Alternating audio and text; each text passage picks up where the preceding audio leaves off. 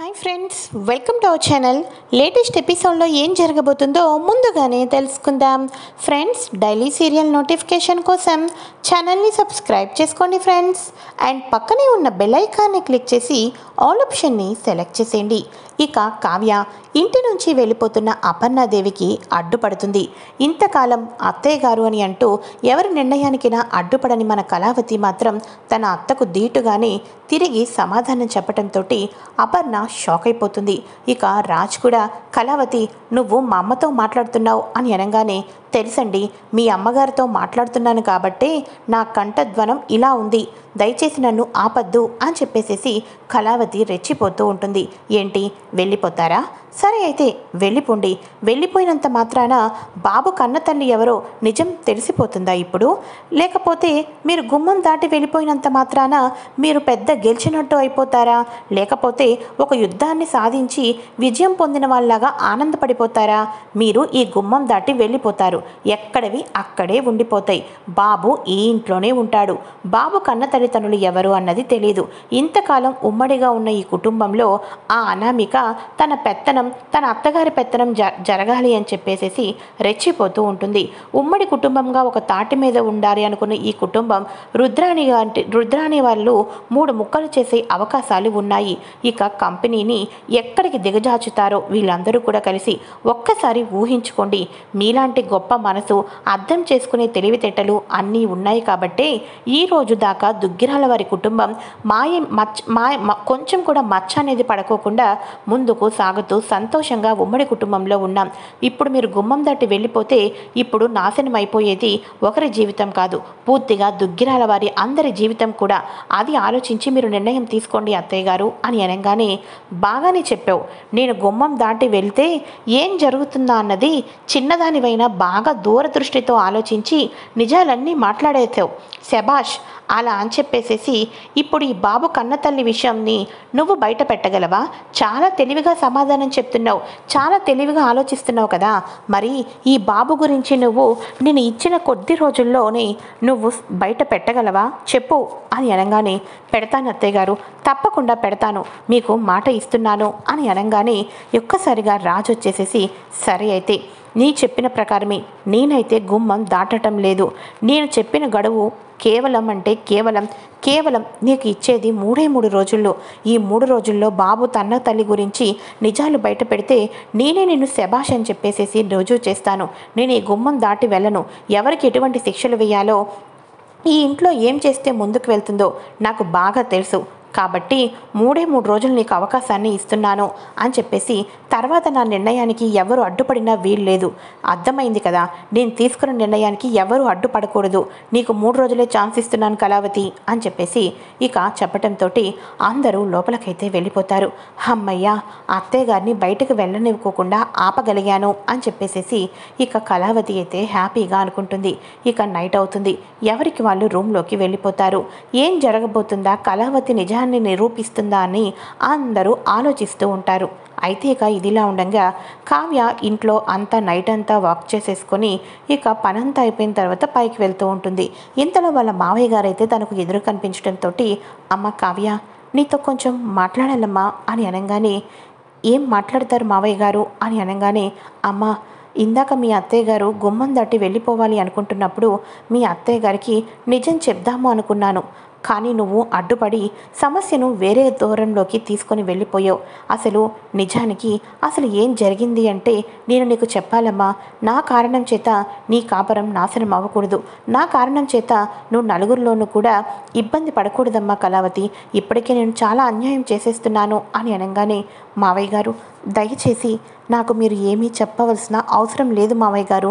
నాకు పూర్తి నిజాలు అన్నీ కూడా తెలుసు, నేను అంతా తెలుసుకున్నాను అని అనగానే ఒక్కసారిగా సుభాష్ షాక్ అయిపోతాడు. అమ్మ కావ్య అని అనగానే, అవును మావయ్య గారు, తప్పు ఎలా జరిగిపోయిందో, ఎటువంటి సిచ్యువేషన్లో తప్పు జరిగిందో ఇవన్నీ నేను తెలుసుకున్న తర్వాతే అత్తయ్య గారిని ఆపలేకపోయినందుకు చాలా బాధపడ్డాను. అత్తయ్య గారితో ఏవో అలా ఛాలెంజ్లు చేసి గుమ్మం దాటనివ్వకుండా అడ్డుపడిగాను. అంతకు మించి ఇక నేను ఏమీ చేయలేకపోయాను. నన్ను క్షమించండి మావయ్య గారు. మీ గురించి తెలిసి మీలాంటి వాళ్ళ వైపు వేలు ఎత్తి చూపించడం నాకు అస్సలు ఇష్టం లేదు. ఎందుకంటే అత్తయ్య గారి గుండె పగిలిపోతుంది. దయచేసి ఈ విషయాన్ని ఇక్కడితో వదిలిపెట్టేసేయండి. ఏం జరుగుతుందో అదే జరుగుతుంది అని చెప్పేసి కావ్య లోపలికైతే వెళ్ళిపోతుంది. అప్పటికే రాజ్ బాబును బయట నిద్రపోపిస్తూ వీళ్ళ ఇద్దరి డిస్కషన్ని వినేసేసి, అంటే కళావతికి పూర్తి నిజాలన్నీ తెలిసి కూడా ఇంత మౌనంగా ఉందా అని చెప్పేసి రాజ్ లోపలికైతే వచ్చేస్తాడు. కళావతి అని అంటూ ఉంటే, అవునండి, నాకు మొత్తం తెలుసు. అత్తయ్య గారిని ఎలా ఆపాలో అర్థం కాలేదండి, అందుకని ఇలా అలా చేశాను అని చెప్పేసి అనగానే ఒక్కసారిగా రాజ్ అయితే, నిజంగా కళావతి, ఇంటి కోడలు అంటే ఇంటి గౌరవ ప్రతిష్టలను కాపాడేదై ఉండాలి అని మా నానమ్మ తాతయ్యలు ఎప్పుడూ చెప్తూ ఉంటారు. వాళ్ళు చెప్తున్న దానికి అర్థం అనేది నాకు ఈరోజు కంటికి స్పష్టంగా కనిపిస్తుంది.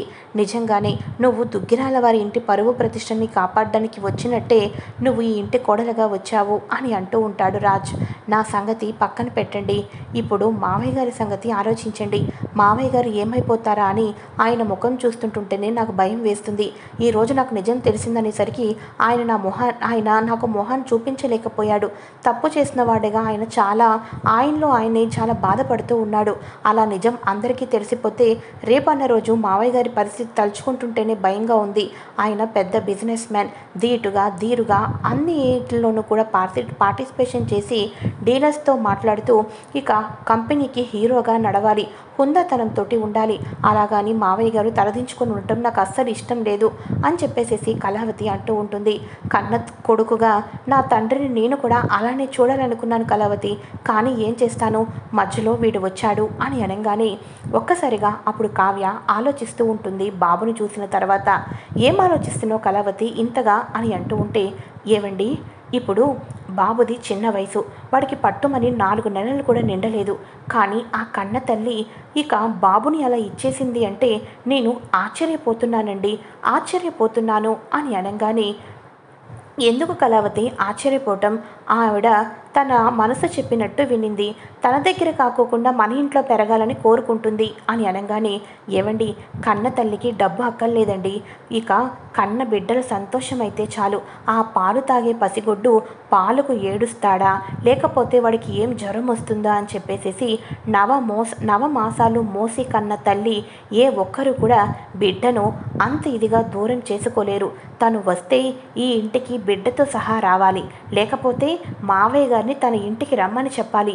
అంతేకాని తను మాత్రం విడిగా ఉండి బిడ్డని ఇంటికి పంపించింది అంటే తనకి ఈ ఇంటి ఆస్తి మీద వ్యామోహం ఉన్నట్టే కదా లెక్క అని అనగానే, అవును, తనకి ఆస్తి మీద వ్యామోహం ఉంది కాబట్టే తన కొడుకు లగ్జరీగా కోటీశ్వరుడుగా బ్రతకాలి అని ఇంటికి పంపించింది అని అనగానే, ఇప్పుడు అబ్జర్వ్ చేయండి, తన కొడుకు గొప్పగా కోటీశ్వరుడు బ్రతకాలి అని అంటే తనకు డబ్బు మీద ఆశ ఉన్నట్టే కదా. మరి డబ్బు మీద వ్యామోహం ఆశ ఉన్న ఆ మాయ అనే అమ్మాయి ఇంకెంత మాయ చేసి మోసం చేసిందో ఒక్కసారి మీరు ఆ కోణంలో ఆలోచించారా అని అనగానే, అవును కళావతి, నువ్వు చెప్తుంటుంటే ఇప్పుడిప్పుడే నాకు కూడా ఒక్కొక్క స్టెప్పు క్లారిటీగా అర్థమవుతుంది అని అనగానే, చూడండి, మాయ అనే అమ్మాయిని నేను ఇప్పటిదాకా చూడలేదు. తను ఎవరో నాకు తెలియదు, కానీ తను నిజంగా మంచిదా, తన కన్న కొడుకును మావయ్య గారికి ఇచ్చేసింది చేతులు దులుపుకుందా, లేకపోతే తను వెనకాతల ఏదైనా చేసి తన పేరుకు తగ్గట్టుగానే మాయ వేషాలు వేసి బతుకుతుందా అన్నది తెలుసుకోవాలి అంటే తనని మనం అబ్జర్వ్ చేయాలి అండి.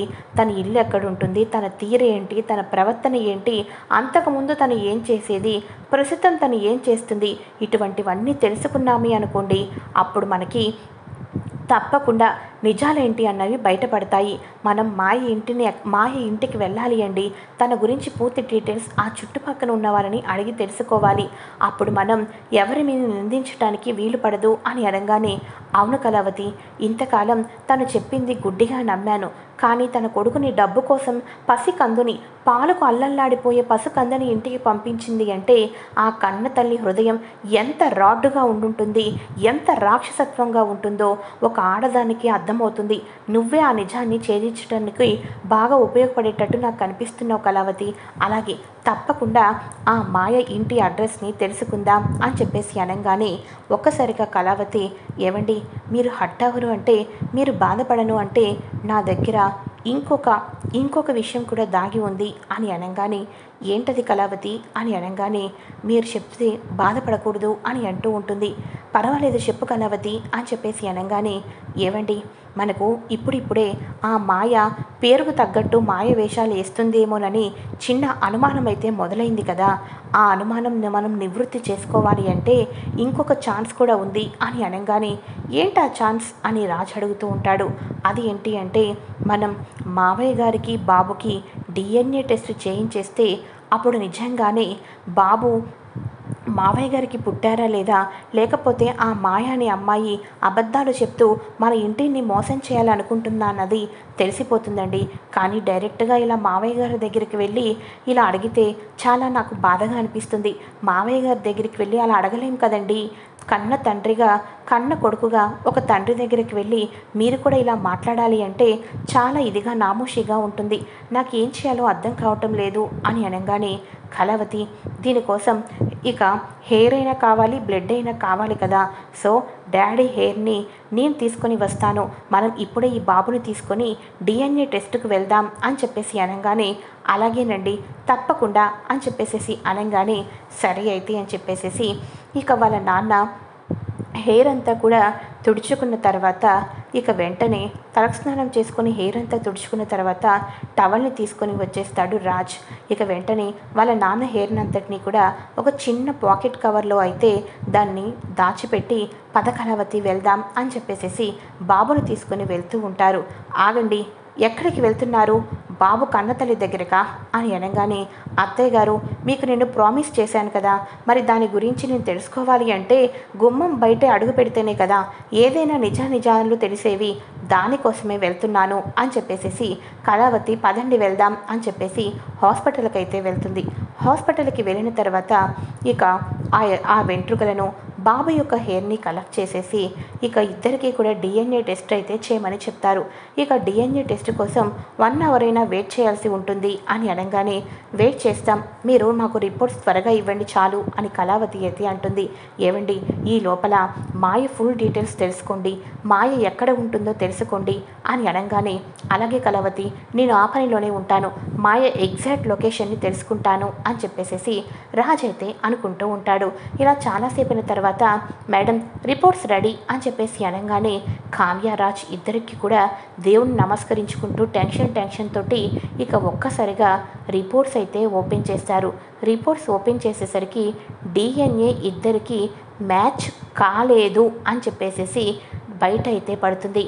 ఏవండి చెప్పానా, మన అనుమానమే నిజమైందండి, మావయ్య గారు ఏ తప్పు చేయలేదు, ఆ మాయ అనే ఆడది మనల్ని మోసం చేయటానికి, మన దగ్గర నుంచి డబ్బు వసూలు చేయటానికి ఇదంతా ప్లాన్ చేసిందండి, ఇదంతా ప్లాన్ చేసింది అని అనగానే, అవును కళావతి ఇప్పుడు నాకు చాలా సంతోషంగా ఉంది, ఆ అమ్మాయిని మామూలుగా వదిలిపెట్టకూడదు, పద తన దగ్గరికే వెళ్దాం అని చెప్పేసి ఇద్దరూ కూడా మాయ లొకేషన్ని తన ఫ్రెండ్ సర్కిల్ ద్వారా తెలుసుకొని రాజు అయితే తిన్నగా మాయ దగ్గరకైతే వెళ్తాడు.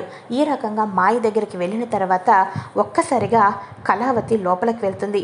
ఏంటి డైరెక్ట్గా మీరు మా ఇంటికి వచ్చారు, నేనే మీ ఇంటికి వచ్చి నిజాన్ని చెప్పేస్తాను, ఏంటి ఇలా డైరెక్ట్గా చెప్పా పెట్టుకోకుండా లోపలికి వచ్చారు అని అంటూ ఉంటే, ఏం నిజం చెప్తావు, మా ఇంటికి వచ్చి మా మావయ్య గారు ఆ రోజు తప్పు చేసిన విషయాన్ని బయట పెడతావా అని అనగానే, అవును బయట పెడతాను అని చెప్పేసి అనగానే కావ్య మాయ చంప పగల కొడుతుంది. అసలు ఎవరే నువ్వు, మా మావయ్య గారి మీదే నిందలు వేస్తావా నువ్వు అని చెప్పేసి డిఎన్ఏ పేపర్స్ ఒక పేపర్ని తీసి ముఖం మీద ఇసిరి కొడుతుంది. అసలు ఈ బాబుకు మా మావయ్యకు ఎటువంటి సంబంధము లేదు, ఒక గొప్ప ఇంటిలో వాళ్లకు సమాజంలో పేరు ప్రఖ్యాతులు ఉన్న ఒక మంచి కుటుంబంలో వాళ్లకు గౌరవాన్ని దెబ్బతీస్తే వాళ్ళు దేనికైనా లొంగిపోతారు అన్నట్టుగా ఇంత టార్గెట్ చేస్తావని మేము అస్సలు అనుకోలేదు, ఇప్పుడే నీ నిజస్వరూపం ఏంటో పోలీసులకు అప్పచెప్తాను అని అంటూ రాజ్ పోలీసులకైతే ఫోన్ చేస్తాడు. ఇక వెంటనే ఆవిడ అమ్మ మమ్మల్ని క్షమించండి అని చెప్పేసి మాయ కాళ్ళు వేళ్ళు పట్టుకుంటూ ఉంటుంది. అయితే ఇక మాయ కాళ్ళు వేళ్ళు పట్టుకుంటూ ఉండగా పోలీసులు అయితే వచ్చేస్తారు. ఇక కావ్య మొత్తానికి కూడా వాళ్ళ గురించి పూర్తి డీటెయిల్స్గా తెలుసుకుంటూ ఇక వీళ్ళ నిజస్వరూపాన్ని బయటపెట్టడంతో పోలీసులు మాయని అరెస్టు చేస్తారు. అయితే అసలు ఈ బాబు ఎవరు, నీకు పుట్టిన బాబేనా, అసలు ఏంటిదంతా కూడా అని అనగానే, అప్పుడు ఒక అనాథ ఆశ్రమం నుంచి నేను పెంచుకుంటాను అని తీసుకొని వచ్చేసుకున్నాను, అలా బాబుని తీసుకొని వచ్చి మీ మా అన్నతో ఎప్పుడో జరిగింది ఫోటోలను మాఫింగ్ చేసి ఈ రకంగా క్యాచప్ చేసి కుటుంబాన్ని మోసం చేసి డబ్బులు గుంజుకోవచ్చని నేను ఈ రకంగా ప్లాన్ చేశాను. నిజానికి ఆ బాబును అనాథ ఆశ్రమం నుంచి తీసుకొని వచ్చాను. ఈ రకంగా ఇదంతా జరిగింది అని మాయ చెప్పడంతో ఇక హెల్త్ కేర్ డిపార్ట్మెంట్ వాళ్ళు, చిల్డ్రన్స్ కేర్ డిపార్ట్మెంట్ వాళ్ళు బాబుని తీసుకొని వెళ్తూ ఉంటారు. మాయని లేడీ కానిస్టేబుల్స్ వచ్చి ఇక అక్కడ బస్తీలో అందరూ చూస్తూ ఉండగా పోలీసుల స్టేషన్కి అయితే తీసుకుని వెళ్తూ ఉంటారు. ఇక వెంటనే కావ్యరాజ్ ఇద్దరు కూడా ఒకరికొకరు చాలా హ్యాపీగా తీరా ఇంటికైతే బయలుదేరుతారు. ఇంటికి బయలుదేరంగానే ఒక్కసారిగా గుమ్మంలోనే ఆగండి, వెళ్ళేటప్పుడు ముగ్గురు వెళ్ళారు, వచ్చేటప్పుడు ఇద్దరు వస్తున్నారు, ఇంతకీ బాబు ఎక్కడా, బాబుని ఏం చేశారు అని చెప్పేసి రుద్రాణి అయితే అడుగుతూ ఉంటుంది. ఇక వెంటనే చెప్తాం, కంగారు పడద్దు, ఎవ్వరు కంగారు పడాల్సిన అవసరం లేదు. బాబు గురించి ఇంతకాలం ప్రతి వాళ్ళు అడుగుతూ ఉన్నారు. బాబు గురించి సమాధానం తెలుసుకున్న ప్రతి ఒక్కరూ కూడా ఇప్పుడే హాల్లో కూర్చోండి అని అనగానే అందరూ హాల్లోకి అయితే వస్తారు.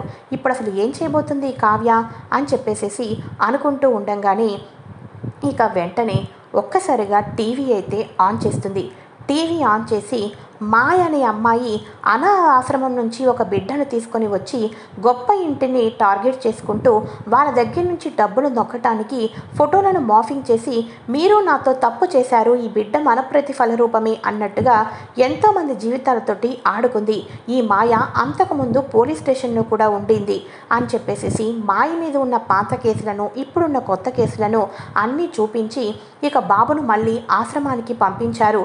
పోలీసుల వారు బాబును తీసుకున్నారు. మాయకు కఠిన కారాగార శిక్ష అనుభవించేటట్టు చేస్తున్నారు అని చెప్పేసి పూర్తి డీటెయిల్స్ అన్నీ కూడా లైవ్లో టీవీలో న్యూస్ ఛానల్స్తో రావడంతో ఒక్కసారిగా ప్రతి ఒక్కరు కూడా ఆశ్చర్యపోతూ ఉంటారు. ఇంత జరిగిందా అని అనుకుంటూ ఉండగా ఇంతలో సుభాష్ వచ్చేసేసి ఎక్కడా కనిపించడు.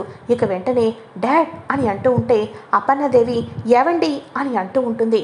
హాల్లో అంతమందిలో సుభాష్ అయితే కనిపించడు. ఇక వెంటనే కళావతి ఏవండి నాకెందుకో భయంగా ఉంది, మావయ్య గారు పైన రూమ్లో ఉండుంటారు, పదండి వెళ్ళి చూద్దాం అని చెప్పేసేసరికి ఒక్కసారిగా పైకి వెళ్ళేసరికి కుప్ప కూలిపోయి ఉంటాడు సుభాష్. అయితే అందరూ షాక్ అయిపోతారు, దుగ్గిరాల వారి కుటుంబం అంతా కూడా. ఇక వెంటనే డాడ్ అని రాజ్, మావయ్య అని కళావతి, ఏవండి అని అపర్ణ అందరూ కూడా సుభాష్ని లేవటానికి ప్రయత్నం చేస్తూ ఉంటారు. ఆ పాటికే స్లీపింగ్ ట్యాబ్లెట్స్ వేసేసుకొని సుభాష్ తన మూలాన అంతా తప్పే జరిగిందని ఇక ఈ రకంగా అయితే స్లీపింగ్ ట్యాబ్లెట్స్ వేసుకోవటంతో ఉలుకు పలుకు లేకుండా ఉన్న సుభాష్ని తీసుకుని వెళ్ళి హాస్పిటల్లో అయితే అడ్మిట్ అయితే చేస్తారు. ఇది ఫ్రెండ్స్ లేటెస్ట్ ఎపిసోడ్లో జరగబోయే ట్విస్ట్. మరెన్నో లేటెస్ట్ వీడియోస్ కోసం తప్పకుండా ఛానల్ని సబ్స్క్రైబ్ చేసుకొని